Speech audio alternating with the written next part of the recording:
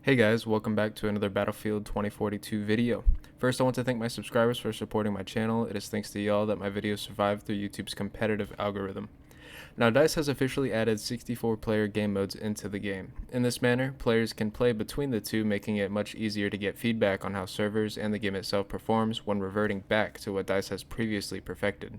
When I first started playing the 64 Conquest and Breakthrough, I was a little worried. The maps in Battlefield 2042 are very large in comparison to previous Battlefields. However, I was glad to find out that the performance and gameplay was tremendously better than the 128 player game modes.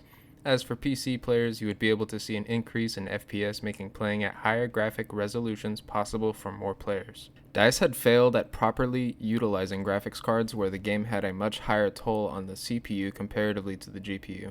This is bad. I think DICE had added the 64 player modes to actually test something. Was the game going to see a revival through this? Now, I think DICE has a much better chance at making Battlefield 2042 survive if they decide to remove 128 player counts from the base of the game.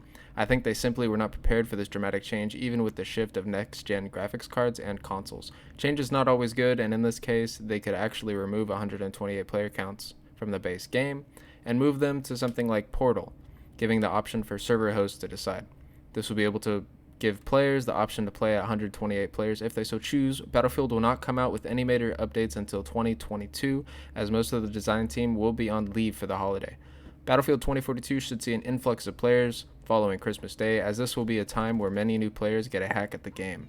During this time, the 64 versus 128 player modes will be tested by the community itself. Following December into January, we should see a decision by DICE on whether or not they choose to revert back to what Battlefield had previously gotten right in the past. Or it might be too late to revive the game after one of the worst launches in Battlefield history. If you have had the chance to play the new 64-player versions of Conquest and Breakthrough, let me know in the comments the major differences you have seen. The biggest difference I have seen, besides awesome performance, is the power individual players have over the game. It was much harder to challenge an objective with a squad with 128 players, as the number of defenders is twice the number as usual. Small size differences can usually be overcome by mere skill. This is not the case with the 128 players. Also, condensing the maps to more accustomed to 64 players would work in their favor, as they've condensed maps in other modes already. Personally, I believe Battlefield made the right decision with a bigger player count, but had extremely bad execution due to poor map design. The map simply does not pull players apart. I can't tell you how many times I've loaded up in Conquest just to see my whole team on 2 points right next to each other. The flow of the game is much better with 64 players, and the performance is just a bonus. A huge bonus. Many YouTubers have pointed out that this might be the saving grace of the game if DICE chooses to make this change permanent. Now, on the record, I still absolutely enjoy playing Battlefield. This change, in my opinion, would help the upcoming influx of Christmas players have a much better first-time experience.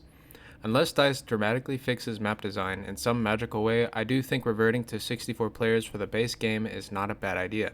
They can always make the 128-player version a Portal-only experience, to not completely scratch the idea of All Out Warfare.